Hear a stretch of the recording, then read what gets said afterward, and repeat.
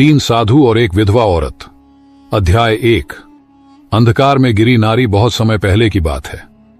एक सुदूर गांव था जिसका नाम था शांतिपुर। यह गांव पहाड़ों और घने जंगलों से घिरा हुआ था। यहां के लोग सीधे सादे थे, खेतीबाड़ी करके जीवन यापन करते थे। हालांकि गांव का नाम शांतिपुर था, लेकिन वहां की गलियों में शांति कम और कड़वाहट ज्यादा थी। यह गांव अंधविश्वास और सामाजिक कुरीतियों में जकड़ा हुआ था। इसी गांव में रहती थी एक स्त्री जिसका नाम था सुमित्रा। सुमित्रा एक विधवा थी। उसके पति की मृत्यु हुए 3 वर्ष बीत चुके थे। जब उसके पति हरिप्रसाद की बीमारी से मौत हुई, तब से उसके जीवन में सिवाय आंसुओं और तानों के कुछ भी नहीं बचा था। हरिप्रसाद गांव के एक साधारण किसान थे। उनका घर छोटा सा था, मगर उसमें सुमित्रा के साथ उनका प्यार और आपसी समझदारी बसती थी। मगर जैसे ही हरिप्रसाद की मृत्यु हुई, सुमित्रा का संसार अंधकार में डूब गया। गांव वाले उसे एक अशुभ स्त्री मानने लगे। गांव की औरतें उसके साथ उठने बैठने से कतरातीं। पुरुष उसे तानों और अपमान से नवाजते। बच्चों को कहा जाता कि सुमित्रा के घर के पास भी न जाए। हर सुबह जब सुमित्रा गांव के कुएं पर पानी भरने जाती, तो औरतें आपस में फुसफुसातीं, देखो ये अभागन आ गई।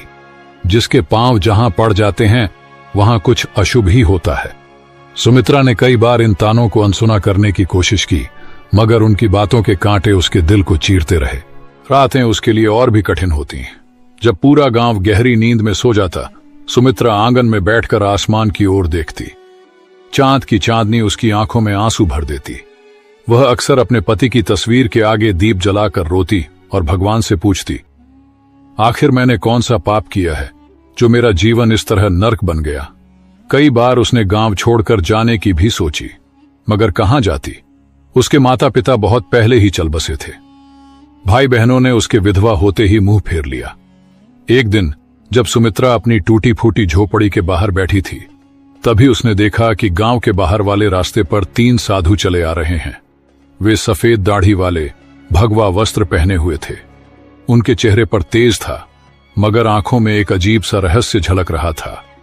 गांव वालों ने उन साधुओं को देखते ही उनके चारों ओर घेरा बना लिया। सभी ने उनके पांव छुए और आशीर्वाद मांगा। गांव के मुखिया ने साधुओं से विनती की, महाराज कृपया हमारे गांव में कुछ दिन रुकें, हमें आपका आशीर्वाद चाहिए।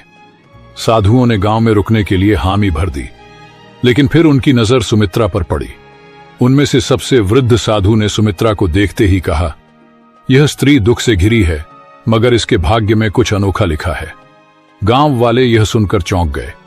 उन्हें विश्वास नहीं हो रहा था कि वही सुमित्रा, जिसे वे अशुभ मानते थे, उसके भाग्य में कुछ खास हो सकता है। सुमित्रा खुद भी हैरान थी। उसके मन में सवाल उठे, आखिर ये साधु कौन है और मेरे भाग्य के बारे में ऐसा क्यों कह रहे हैं। तीनों साधु गांव के बीचों बीच स्थित एक पुराने मंदिर में ठहरे। यह मंदिर वर्षों से वीरान पड़ा था, मगर साधुओं के आते ही वहां रौनक लौट आई। गांव वाले उन्हें देखने के लिए रोज वहां पहुंचते और उनके प्रवचनों को सुनते। सुमित्रा भी मंदिर के बाहर खड़ी होकर साधुओं की बातें सुनती, लेकिन गांव के लोग उसे भीतर जाने नहीं देते थे। एक दिन जब सभी लोग प्रवचन सुन रहे थे, तब सबसे वृद्ध साधु ने कहा, हर व्यक्ति के जीवन में दुख आते हैं, लेकिन केवल वही व्यक्ति अपने भाग्य को बदल सकता है जो अपने भीतर छिपे रहस्य को पहचान ले। सुमित्रा को यह सुनकर अजीब लगा। वह सोचने लगी, क्या मैं अपने दुख को दूर कर सकती हूं? क्या मैं भी अपने भाग्य को बदल सकती हूं? 3 साधु कौन थे? तीनों साधु साधारण व्यक्ति नहीं थे। उनकी आंखों में गहरी समझ थी और उनके शब्दों में अपार शक्ति। 1 पहले साधु का नाम था ज्ञानानंद। वे आध्यात्मिक ज्ञान के झाता थे। उनका कहना था कि दुनिया में कोई भी दुख तब तक समाप्त नहीं हो सकता जब तक मनुष्य स्वयं को नहीं पहचान लेता। 2 दूसरे साधु का नाम था कर्मानंद। वे कर्म के सिद्धांत को मानते थे। उनका कहना था कि भाग्य से बड़ा केवल कर्म होता है। यदि किसी का जीवन अंधकारमय है, तो उसे केवल अपने कर्मों से ही रोशनी में बदला जा सकता है। 3 तीसरे साधु का नाम था ध्यानानंद। वे साधना और ध्यान के मार्ग पर चलते थे। उनका कहना था कि आत्मा को शांत करके, मन को नियंत्रित करके कोई भी व्यक्ति अपने दुखों से मुक्ति पा सकता है। रात के समय जब गांव वाले अपने घर चले गए, तो सुमित्रा मंदिर के पास आई। उसे विश्वास नहीं हो रहा था कि तीनों साधु सच में उससे मिलना चाहते हैं। जैसे ही वह मंदिर के अंदर पहुंची, तीनों साधु उसकी ओर देखने लगे। कुछ देर तक कोई कुछ नहीं बोला। फिर ज्ञानानंद बोले, तुम हमें क्यों ढूंढ रही हो पुत्री? सुमित्रा कांपते हुए बोली, मुझे कुछ समझ नहीं आता। मैं बस यह जानना चाहती हूं कि मेरे जीवन में इतना दुहक क्यों है। मैंने किसी का क्या बिगाड़ा है? तीनों साधु मुस्कुराए।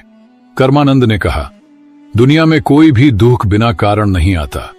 तुमने अपने पूर्व जन्मों में जो किया है उसका ही परिणाम तुम्हें इस जन्म में मिला है।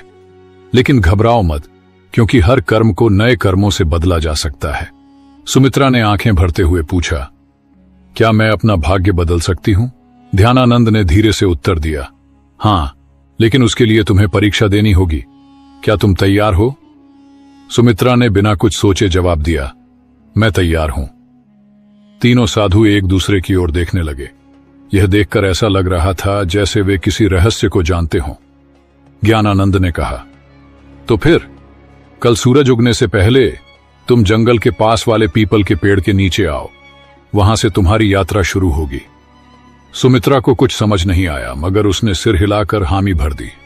गांव में फैली अफवाह। अगले दिन गांव में यह खबर आग की तरह फैल गई कि तीनों साधुओं ने सुमित्रा को जंगल में बुलाया है।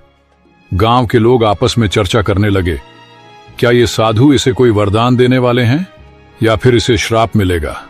गांव की कुछ औरतें आपस में फुसफुसाने लगीं, कहीं ये साधु हमें धोखा तो नहीं दे रहे। लेकिन सुमित्रा को इन बातों से कोई फर्क नहीं पड़ा। उसे केवल इस बात की चिंता थी कि आखिर जंगल में उसके साथ क्या होने वाला है। उस रात सुमित्रा सो नहीं सकी। वह बार बार सोच रही थी, क्या सच में कोई मेरी मदद कर सकता है या यह भी सिर्फ एक और छलावा है? लेकिन अब वह ठान चुकी थी कि चाहे कुछ भी हो जाए, वह अगले दिन सूरज उगने से पहले जंगल के पास जाएगी। वे खड़े थे। वे गहरी तपस्या में लीन थे। उनके चारों ओर एक अद्भुत शांति फैली हुई थी। सुमित्रा ने हाथ जोड़कर प्रणाम किया और कहा, मैं आ गई हूं महाराज। अब मुझे बताइए कि मेरी परीक्षा क्या है? ज्ञानानंद ने आंखें खोलीं और बोले, यह संसार एक भ्रम है पुत्री। जो इसे समझ लेता है वही अपने भाग्य को बदल सकता है। लेकिन इससे पहले कि हम तुम्हें ज्ञान दें, तुम्हें अपनी परीक्षा देनी होगी।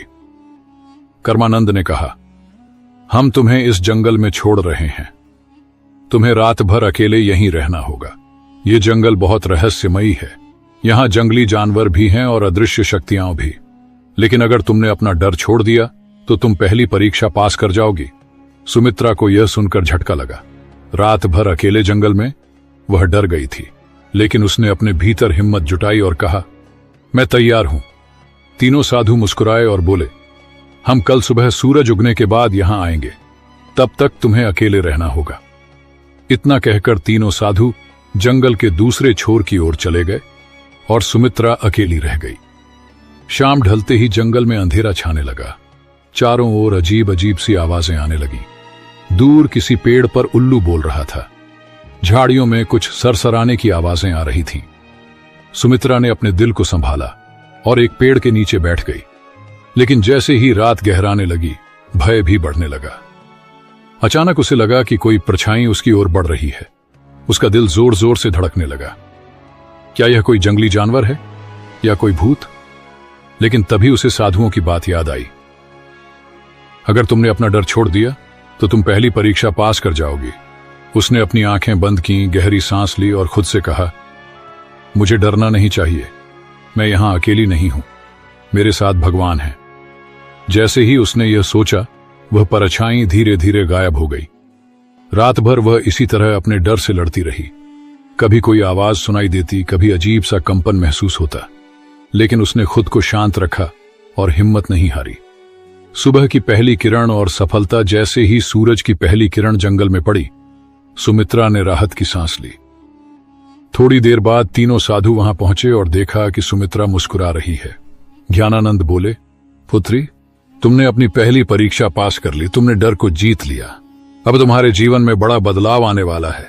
सुमित्रा की आंखों में आशा की चमक थी। वह समझ गई थी कि डर केवल हमारे मन में होता है और जब हम उसका सामना करते हैं तो वह खुद ही समाप्त हो जाता है।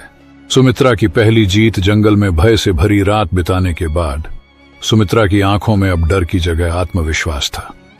जब सूरज की पहली किरणें जंगल की शाखाओं से छनकर उसके चेहरे पर पड़ीं, तो उसने महसूस किया कि वह पहले से कहीं अधिक शांत और मजबूत हो चुकी थी। तीनों साधु मुस्कुरा रहे थे। ज्ञानानंद बोले, पुत्री, तुमने पहली परीक्षा पास कर ली, अब तुम तैयार हो दूसरी परीक्षा के लिए। सुमित्रा ने विनम्रता से सिर झुकाया और कहा, मैं तैयार हूं महाराज। 3 साधुओं का रहस्य। तीनों साधु सुमित्रा को लेकर एक पहाड़ी के ऊपर बने एक पुराने मंदिर में गए। यह मंदिर देखने में साधारण था, लेकिन वहां एक अजीब सी ऊर्जा महसूस हो रही थी। जैसे ही सुमित्रा ने मंदिर के द्वार पर कदम रखा, उसे अपने शरीर में एक हल्की कंपन महसूस हुई। तभी ध्यानानंद ने कहा, अब समय आ गया है कि हम तुम्हें अपने वास्तविक स्वरूप के बारे में बताएं। सुमित्रा चौंक गई। आपका वास्तविक स्वरूप? ज्ञानानंद ने अपनी आंखें बंद की और अचानक उनके शरीर से एक तेज प्रकाश निकलने लगा। उसी क्षण कर्मानंद और ध्यानानंद भी प्रकाश से घिर गए। कुछ ही क्षणों में उनके सामने साधारण मनुष्यों के बजाय 3 दिव्य प्राणियों की आकृतियां खड़ी थीं। वे देवता थे। सुमित्रा विस्मय से देखती रह गई। वह कुछ कह ही नहीं पाई।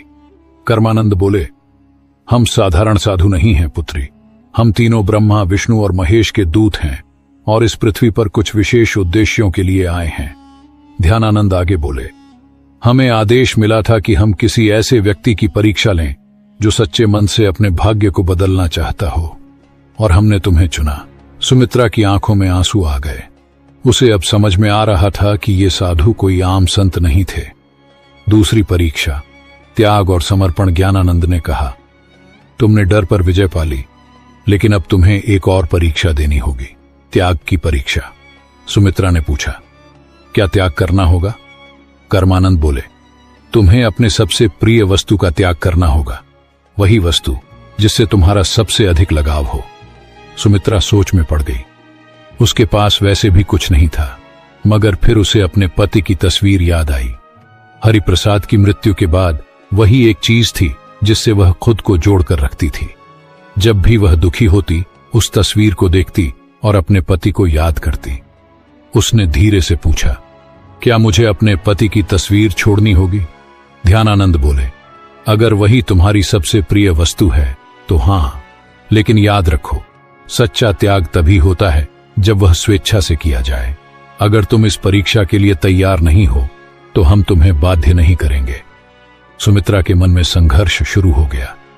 क्या वह अपने पति की अंतिम निशानी को छोड़ सकती है? उसने कुछ देर सोचा और फिर कहा, अगर मेरे जीवन को बदलने के लिए यह आवश्यक है तो मैं तैयार हूं। तीनों साधु मुस्कुरा उठे। तो जाओ और अपनी सबसे प्रिय वस्तु को गांव के तालाब में प्रवाहित कर दो। त्याग का क्षण। सुमित्रा गांव वापस आई और अपनी झोपड़ी में गई। वहां एक पुराने संदूक में वह तस्वीर रखी हुई थी। उसने कांपते हाथों से उसे उठाया और तालाब की ओर चल पड़ी। गांव के कुछ लोग उसे ऐसा करते देख रहे थे। वे आपस में बातें कर रहे थे, अब यह पागल हो गई है, अपने पति की तस्वीर क्यों फेंक रही है? लेकिन सुमित्रा ने उनकी बातों पर ध्यान नहीं दिया। उसने धीरे से तस्वीर को पानी में प्रवाहित कर दिया। जैसे ही तस्वीर पानी में डूबी, उसे महसूस हुआ कि उसके दिल का सारा भार भी पानी में समा गया है। अब वह हल्का महसूस कर रही थी। दूसरी परीक्षा सफल। जैसे ही वह वापस जंगल में पहुंची, तीनों साधु वहां खड़े थे। ज्ञानानंद बोले, पुत्री, तुमने त्याग की परीक्षा भी पास कर ली। अब तुम उस बंधन से मुक्त हो चुकी हो जो तुम्हें अतीत से जोड़कर रखता था। सुमित्रा को अब सच में लगने लगा कि उसका जीवन बदल रहा है। ध्यानानंद बोले, अब तुम्हारी अंतिम और सबसे कठिन परीक्षा बाकी है। सुमित्रा ने सिर झुका लिया। मैं तैयार हूं महाराज। तीसरी और सबसे कठिन परीक्षा। सुमित्रा ने भय और त्याग की परीक्षा पास कर ली थी। अब वह पहले से कहीं अधिक मजबूत और आत्मविश्वासी महसूस कर रही थी, लेकिन उसे नहीं पता था कि उसकी सबसे कठिन परीक्षा अभी बाकी थी। तीनों साधु मंदिर के भीतर खड़े थे। जब सुमित्रा वहां पहुंची तो ज्ञानानंद ने गंभीर स्वर में कहा, पुत्री, अब तुम्हारी अंतिम परीक्षा का समय आ गया है। सुमित्रा ने सिर झुकाकर कहा, मैं तैयार हूं महाराज।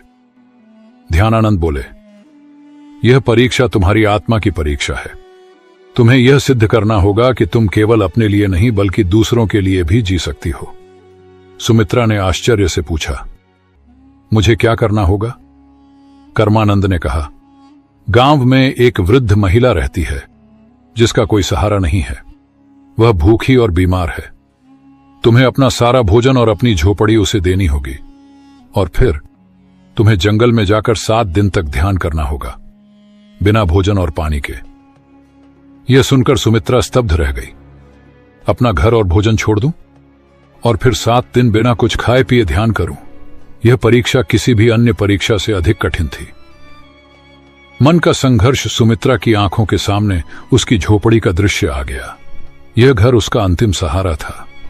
अगर उसने इसे छोड़ दिया तो वह कहां जाएगी? लेकिन फिर उसे साधुओं की बातें याद आईं। अगर तुमने यह परीक्षा पास कर ली तो तुम्हारा जीवन पूरी तरह बदल जाएगा। सुमित्रा ने अपने भीतर झांका और फैसला किया, ठीक है महाराज, मैं यह करने के लिए तैयार हूं।